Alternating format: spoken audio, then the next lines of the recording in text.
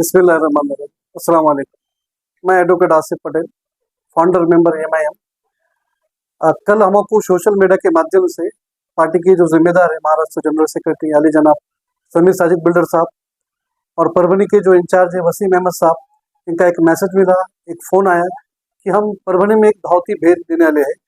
आने वाले जो परभनी के स्थानिक स्वराज्य संस्था के जो निवडणूक होने वाले उस ताल्लुक से भी थोड़ा डिस्कशन करना है और ख़ास तौर पे परभनी जिला जो कमेटी है एमआईएम की जो अभी अनकम्प्लीट है उसके ऊपर भी थोड़ी हम बात करेंगे।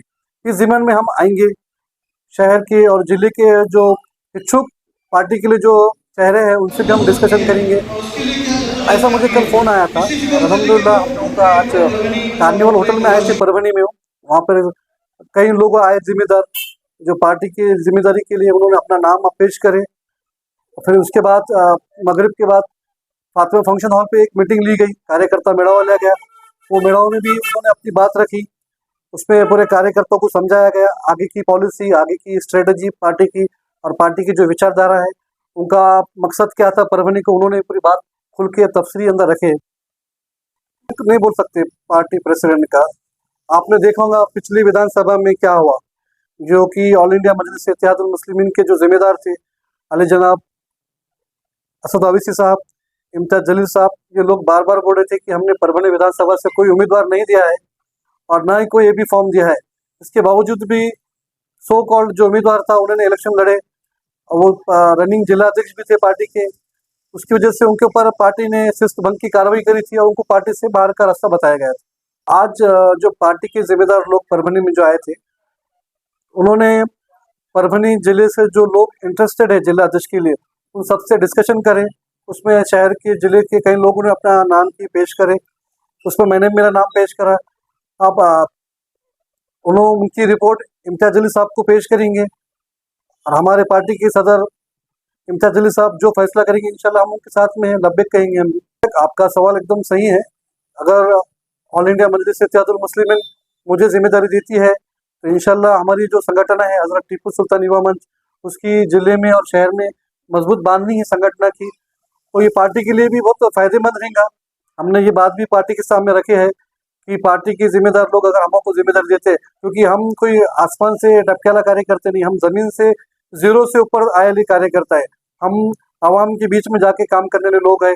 आवाम के जो मसले मसाइल हमको मालूम है।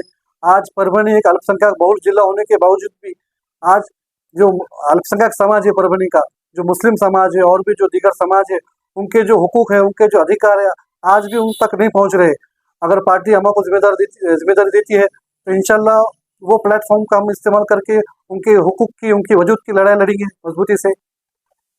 आपके माध्यम से मैं परभनी के जो एमआईएम के वर्कर हैं, जो फॉलोअर्स हैं, एक अपील करूँगा कि ऑल इंडिया मजलिस इत्तेहादुल मुस्लिमीन एक बेहतरीन एक तंजीम है, एक पक्ष है जो कौम के मिलत के लिए आवाज़ उठाता है। हम खुद देख रहे हैं आज बैरिस्टर असद ओवैसी साहब आज कैसे पूरे भारत भर के जो मीडिया में छाए हुए हैं।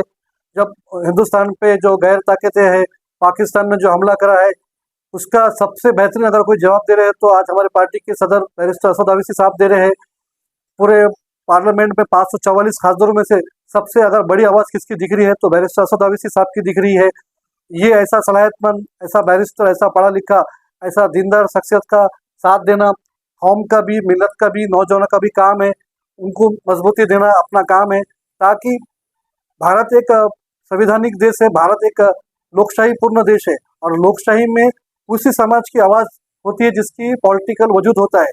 अगर अपनी कम्युनिटी को पॉलिटिकल वजूद बताना है, अपने हुकूक की लड़ाई लड़ना है तो अपने को अपना एक पॉलिटिकल प्लेटफॉर्म डेवलप करना पड़ेगा। उसी मकसद से हम कई दिनों से एमआईएम में काम कर रहे हैं और परभनी और शहर के लोगों को और ज़िले के लोगों को बता रहे हैं कि अपने को अपना पॉलिटिकल वजूद बताने के लिए आप मंजलिस की तरफ आइए। माजी खासदार इम्तियाज जलील साहब के आदेश के ऊपर आज हम लोग परभनी आए थे। हमारा मोटिव ये है कि परभनी के अंदर एक अच्छी टीम को बनाया जाए, जैसे कि गौस जैन साहब है, एडवोकेट आसिफ पटेल साहब है और भी हमारे जो साथी हैं जो पुराने मजलिस से जुड़े हुए हैं। आज हम लोगों ने इनसे चर्चा की, इनसे एक मशवरा लिया कि किस तरीके से हम लोग परभनी शहर के अंदर, परभनी तालुके के अंदर मजलिस इत्तेहादुल मुस्लिमीन को किस तरीके से मजबूत कर सकते हैं, इसके ऊपर हमारा एक चर्चा हुई। सबसे पर्सनली हम लोगों ने हमारी जो जमात के जिम्मेदार हैं उनसे पर्सनली मशवरा भी लिया, चर्चा भी किए और एक डिटेल रिपोर्ट इसकी बनाई गई है। जो डिटेल रिपोर्ट हम लोग कल इम्तियाज जलील साहब के पास इंशाल्लाह सबमिट कर देंगे और मैं समझता हूँ कि आने वाले कुछ दिनों के अंदर इम्तियाज जलील साहब परभनी के ताल्लुक से एक फैसला लेंगे, जिसके तहत हम परभनी के अंदर एक नया जिला अध्यक्ष और एक नया शहर अध्यक्ष इंशाल्लाह देखेंगे। तो मजबूत इस तरीके से होगी कि जो हमारे नए कार्यकर्ता या पुराने हमारे पदाधिकारी है, हम लोगों ने तमाम हमारे जिम्मेदारों को एक प्लेटफॉर्म के ऊपर बिठाया।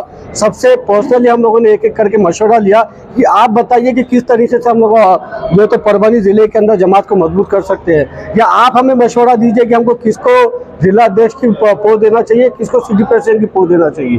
तो सारे मशवरे लेने के बाद जब फैसला होगा तो मैं समझता हूँ कि उसके बाद कोई शरारत की या ना इत्तेफाक की गुंजाइश नहीं बचेगी। हमारी कोशिश यही है कि जो परभनी का हमारा शहर का जो हमारा यूनिट है ये बड़ा मजबूत है, चाहे गौस जैन साहब हो या एडवोकेट आसिफ पटेल साहब हो, ये काफ़ी वक्त से जमात से जुड़े हुए हैं और इन्हीं के दोनों तीनों में से किसी के कंधों पे आने वाले वक्त के अंदर जो है तो परभनी की जिम्मेदारी आने वाली है। तो हमारी कोशिश ये थी कि नए जो जिम्मेदार हैं और पुराने जो लोग हैं इन दोनों के बीच में हम लोग एक मीटिंग कराए, इन दोनों के एक म्यूचुअली अंडरस्टैंड करके एक कुछ नतीजे के ऊपर पहुंचे और अल्हम्दुलिल्लाह सबके मशवरे से हम लोग एक नतीजे के ऊपर आए हैं और वो नतीजा इम्तियाज जलील साहब के पास हम इंशाल्लाह आज रख देंगे और इम्तियाज जलील साहब उसके बाद फिर उसके ऊपर फैसला करेंगे। अब जिम्मेदारी देना या लेना ये ना मेरे हाथ में है ना इम्तियाज साहब के हाथ में है। जिम्मेदारी देने वाली ज़ात अल्लाह की है। जब अल्लाह की तरफ से हुक्म आएगा तो इंशाल्लाह सबको अपनी अपनी जिम्मेदारी बिल्कुल मिलेगी। गौस जैन साहब बिल्कुल एक अच्छा डिजर्विंग कैंडिडेट है और इस बार गौस जैन साहब ने अपनी ख्वाहिश का इजहार जमात के सामने किया है और बिल्कुल हम गौस जैन साहब की, आसिफ साहब की और भी दूसरे जिम्मेदारी की जो ख्वाहिश है वो ख्वाहिश को इम्तियाज जलील साहब के सामने रखेंगे और इंशाल्लाह इम्तियाज जलील साहब एक बेहतर फैसला परभनी के हक़ में मैं समझता हूँ करेंगे। मगर एक बात आप लोग समझ लीजिएगा कि आने वाले वक्त के अंदर चाहे ग्राम पंचायत के इलेक्शन हो, चाहे ZP के इलेक्शन हो, नगर पालिका के इलेक्शन हो या महानगर पालिका के इलेक्शन हो, हर इलेक्शन मजलिस इत्तेहादुल मुस्लिमीन परभनी शहर और परभनी डिस्ट्रिक्ट के अंदर पूरी ताकत से लड़ने वाली है।